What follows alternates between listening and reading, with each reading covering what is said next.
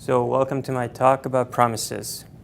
So my name is Bojan Djurkovic. I'm from Fredericton, New Brunswick, Canada. I'm a lead software engineer for a company called Seven. They're out of Washington, D.C. And coincidentally, we make software and products for conferences and conventions and events, not unlike this one. I work mostly on the server side, Node.js and Java, and occasionally I do touch front-end in React. So most of this talk is from a Node.js perspective, but I think everything applies to browser as well. So the main idea for my talk is that promises are not really anything special or revolutionary. Other languages have had them for a while, maybe under a different name. But in my opinion, they're important for JavaScript ecosystem and they're path to a better future for the language. And you should use them. There's zero pictures in this talk, but there's lots of tips and tricks and lots of code. So I hope at least that keeps you interested. So native promises have been in the browser and Node for roughly 2 years now. Yeah, there seems to be a lack of adoption and reluctance to use them. Additionally, Bluebird and Q are very popular promise implementations, and I think that's just going to lead to fragmentation and problems with future-proofness of applications.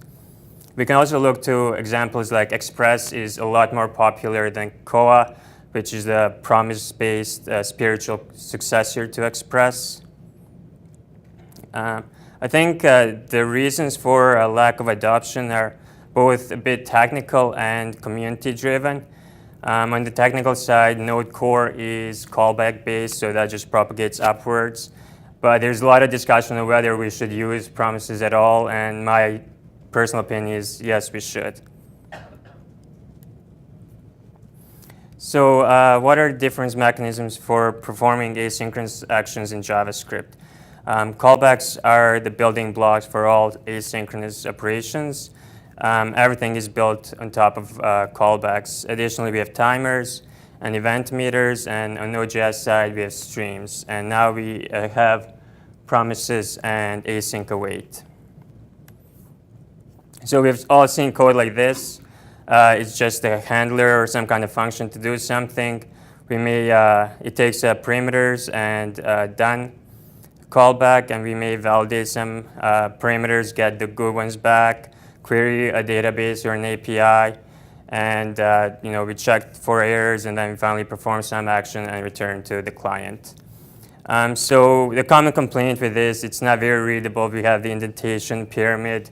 And another thing to pick on is the fact that we have duplication of code. There's two exactly the same lines of code to check for errors and handle them.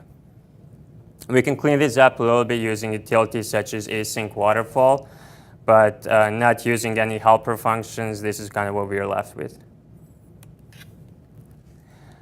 Quick overview of what's a promise, just for anyone who's not familiar. It's a JavaScript object that represents some future value of computation. Promises can be resolved or fulfilled when that computation succeeds, or they can be rejected if it fails. A promise has a then function that's executed when the promise is resolved. The then function can take two parameters. One is the function to be called when the promise is resolved, and the other is the function, the error handler, to be called when the promise is rejected. The resolution handler can either return a promise, a value, or it can throw. In addition, promise has a catch function that's called when it's rejected as well. So a quick overview of how to create a promise. Let's say we want to promisify our perform action function that we saw earlier. We can just wrap it in a promise constructor. The promise constructor takes resolve and reject functions, and when we perform our callback style function, we either reject it in case of an error, or we resolve with results. And this is sample calling. We actually call the function, get a promise back, then we call then on it, and if we got the result, we just print it. Otherwise, we print the error to the error stream. So our sample code from earlier using promises. It looks a bit nicer. Everything is wrapped in a promise. There's no indentation of the pyramid. The parameters automatically flow through, so we basically get async waterfall for free. Here, to quickly describe what's going on, we call validate, which returns a promise itself. Then we call then on it to call query, which returns a promise. Then we call perform action, and finally we get the result, and then we return the result. So the handler returns a promise that basically encapsulates all of these actions themselves. Usage of promises can result in more readable code that's smaller, more elegant, and easier to reason about. Also, it forces us to use consistent async idioms. Once we have a promise, we really don't care whether it's resolved now or it will be. We just call then no matter what. Promises are Zalgo safe. I don't really want to go too much into that, but basically, if you call callback style code and if you don't do asynchronous operations, you can eat up the event loop. Promises get away from that problem. Callbacks can be called multiple times. Promises are resolved only once. And they do allow us for simpler caching mechanisms and patterns. For example, we can just cache a promise, and it really doesn't matter. Eventually, it'll be resolved, and it's as if we are caching the value that they represent. So one anti-pattern to point out is we really should chain like we did in our previous example and not nest. This is effectively the same code, but it defeats the purpose of using promises. We're manually calling then on each result and then calling the subsequent action. Excuse me. So a useful static function to the promise object is the resolve. It's used to automatically wrap any value into a promise itself. So in this example here, we are wrapping just a string, and then we get a promise back. When we call then on it, we're going to get a string back and print it out. Similarly, there's a promise.reject static function that's used to reject any value. Normally, we reject an error, but it doesn't have to be an error. So in this case, we will actually never see this should not be there or should not be here. We will get the error back. So here's an example. We might call an API, and then when it's resolved, we might handle the response and handle an error. So to the then function, we're passing our response handler and error handler. But what happens if there's code in either one of those functions that crashes or there's some kind of exception? Our whole application will blow up. So next tip is always use catch. So we may handle specific API errors in the API error handler, but should anything that unforeseen go wrong, we will catch it in the catch handler specifically. A lot of the times, the error handler in the then function is actually omitted altogether, or all error handling is handled via the catch function. We can use promise.all static function to perform parallel tasks. Promise.all takes an array of promises and then returns a promise that's either resolved when all of those promises are resolved or rejects when one of those promises rejects. So in this example here, we perform 3 different tasks in parallel. All of those will return a promise when all of them are resolved. We get the values back and we print the results. Should one of those promises reject, we will catch the error. Another thing to note that this function can actually take, or we can pass in any other value and it would automatically be wrapped and resolved for us. Similarly, there's promise.raise, which waits for either a first fulfillment or rejection. So almost the same example. I'm demonstrating that we can pass 42 as well. And in the real world, more likely than not, if these make some kind of API calls or write or read from the disk, 42 should resolve before those other ones, so we should see 42 printed out. A common operation we may want to do is perform conditional logic within a promise chain. So if we do something and then always run one, and that returns some value or condition, and we want to check for its truthiness, how do we run conditional logic for that? A solution is just to branch that off and encapsulate it into a promise itself. So we get a condition from always run one, and we check for its truthiness, and then we actually call our function that we return a promise that encapsulates all of the conditional logic. We resolve on the conditional, which will return a promise, and then we just chain the other actions afterwards. And then when all of that is done, our always run tool will run and execute. Promisifying is a mechanism for converting the traditional callback style functions into promise returning ones. You should never do this manually. There's lots of utilities to help you perform this. I personally like a module called Pitfalls, and this is some sample code. We can use it to promisify a specific function or a whole module or class.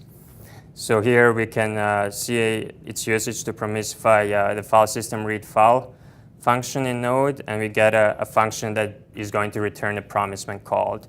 And here's some sample code where we call it, and then we get the data and print it out. Additionally, here's sample code to promisify the whole module, and then we can just call any function within the file system module as if they are promise returning ones.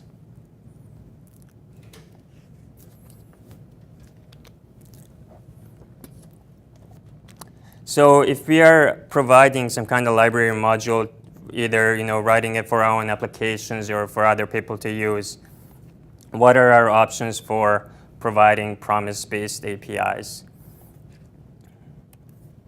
Well, we can do nothing. There's nothing wrong with just providing callback-based APIs. Then the clients can not, if they don't need promises, they don't need to do anything. If they need promises, they're in full control of how to promisify, what promise implementation to use. We can provide a separate promisify version of the module. So something like full lib async that will only expose a promise-based API. We can provide both callback-based API and promise-fied APIs within a single module, but exposed as different functions. And finally, we can have a single API that determines the mechanism based on invocation at runtime. So if a callback is provided to our functions, we return via callback. If no callback is provided, we return a promise. Personally, I like this last approach, but it's just a matter of context and preference. A quick example of how to provide a single module with both versions of the API. We can use Pitfalls again in this scenario. So our implementation is a callback style function. We would just expose that as is.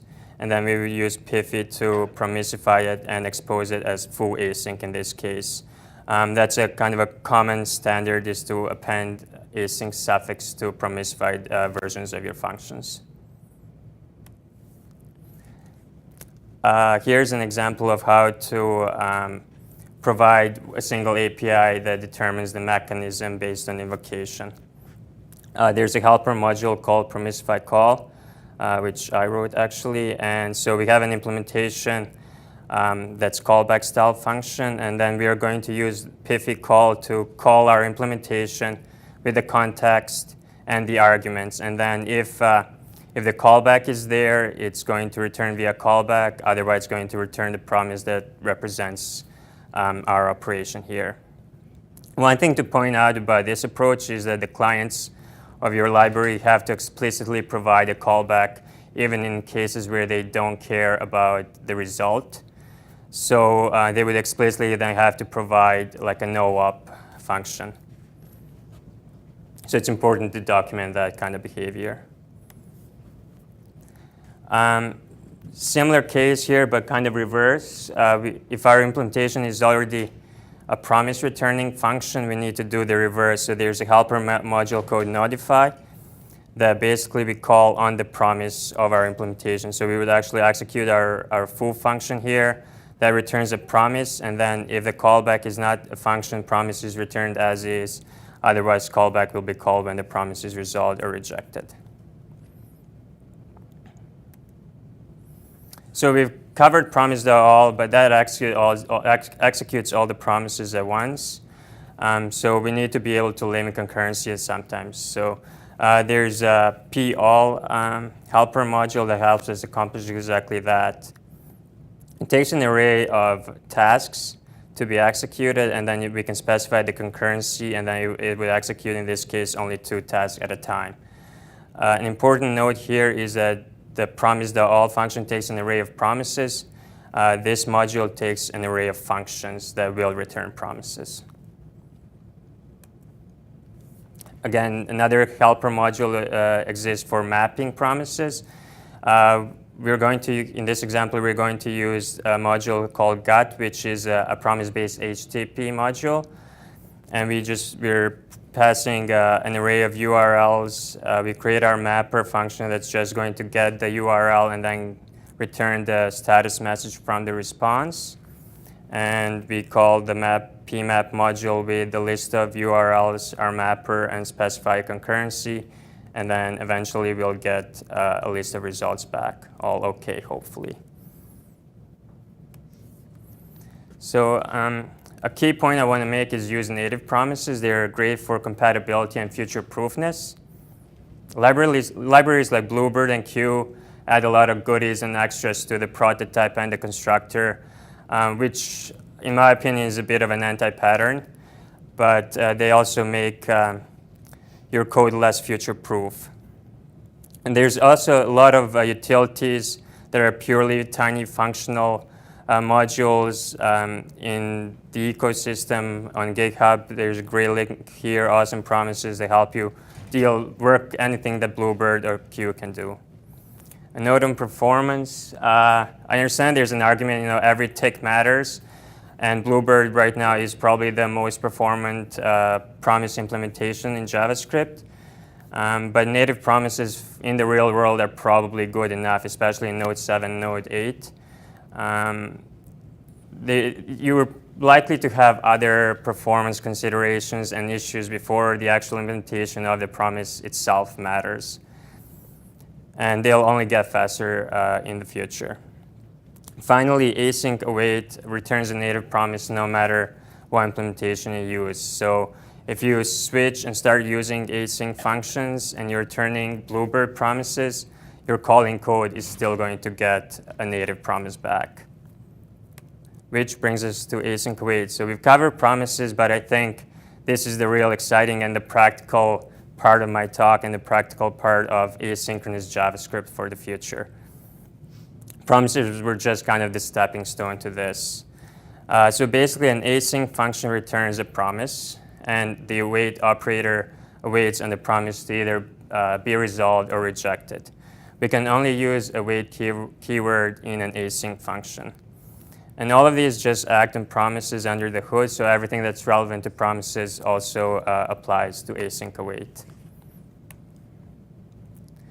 So just a quick example here, we're again going to use the gut module, and we're creating an async function, and we're trying to get github.com here. We're going to wait for it to finish and then print out the status message.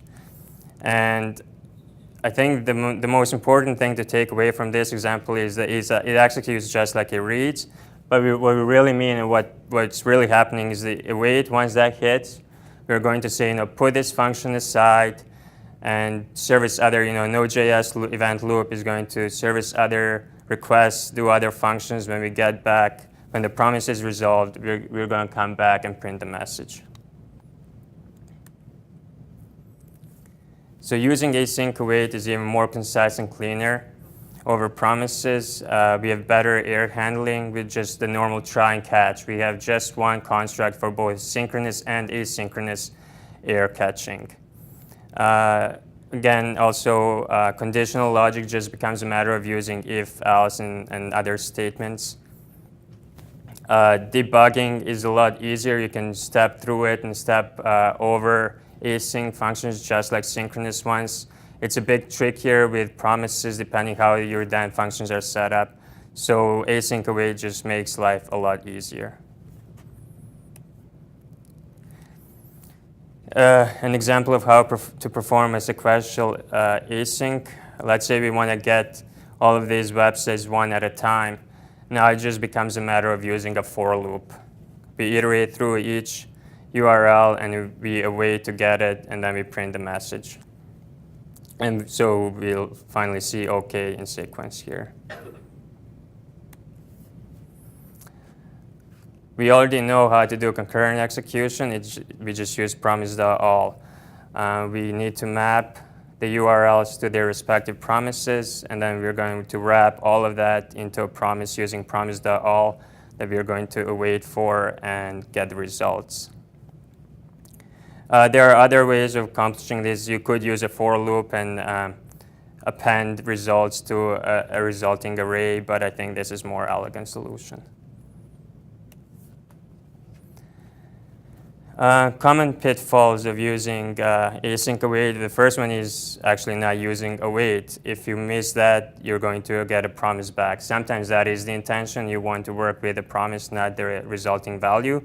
But a lot of the times you do want to actually care about the result. Also, asynchronous code now is less obvious. It's just a matter of one keyword. So it does take a little bit of getting used to reading that.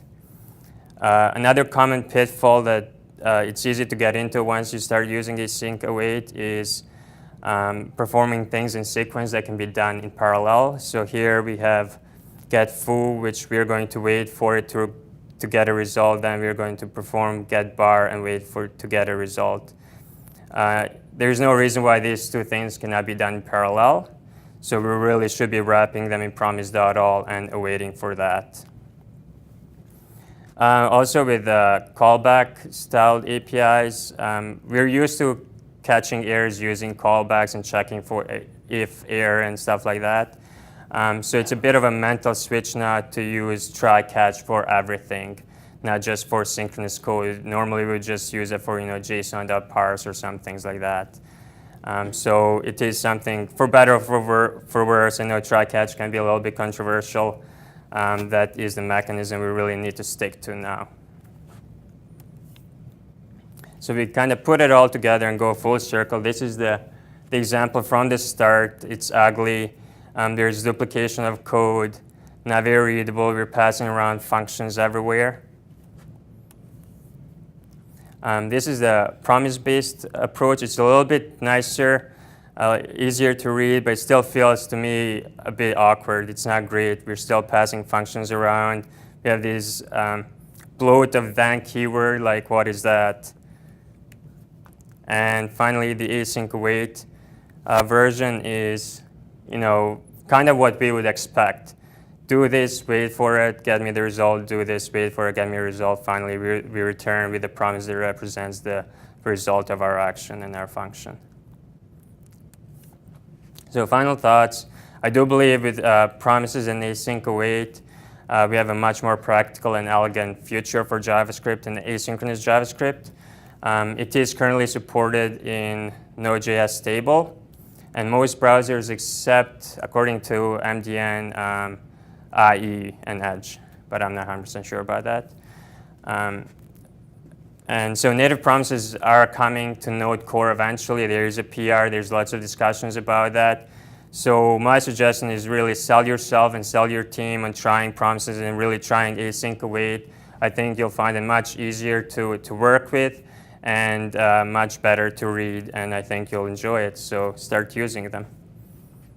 And that's my talk. And any questions? Observables. Do you have anything to say to that? So I have only used them briefly, but apparently, yeah, there is a proposal to include that in actually JavaScript as well. I actually welcome it. I think observables, from my brief experience with them, are actually great. So RxJS is actually pretty awesome to work with as well. It's just, I think, a different way of accomplishing similar stuff. And they're applicable to different contexts usually. I would think, if that's something that, if you already use RxJS, then I think you would probably be looking forward to that being included in the spec as well. But I don't think they're necessarily competing paradigms. Perfect. So I would actually recommend using Bluebird just because it's on mobile as well. So where performance you really do want to get the most for your buck. Okay, Otherwise, like, I mean, at some point you have to think more practically rather than a theoretical approach or something, or sticking to like, oh, just ponyfill rather than polyfilling things. Yeah, use the best tool for the job at the end of the day as well. Cool. Implemented. How is the APIs like? Is it very similar? Like, am I throwing on code, or is it easier? Yeah, so that's something you do have to be careful with, because if you're using the sugar that comes with Bluebird Promise, like for example, their own version of Promisify, or their own version of Notify, or their own version, there's a certain like, finally and spread functions. Those are not going to be in native promises, or at least they aren't right now. So in your code you may have the Bluebird version has a finally function that's called no matter what, if it's resolved or rejected, this code is executed at the end.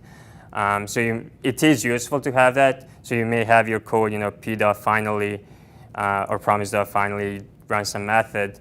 With native promise, there's p-finally functional module to help accomplish that. What's the best way to? I think it just you should probably use either take those functions that are part of the prototype and just export them as a functional utility that matches an API that already exists, some of those modules, and that way you'll actually be using their implementation, but the API will be the same, and that way you can just switch to the modules. At the end of the day, you'll be just going p-finally equals, import my version of p-finally, that's just the exported prototype of Bluebird finally. And then when you switch, you'll just be switching to p-finally, which is the other module that works on native promises. So I think that might be the best approach. It's just an intermediary that you would make yourself. Does that make sense? Yeah, I think. Yeah. Okay. Abstracted, basically. Yeah. All right. Thank you very much.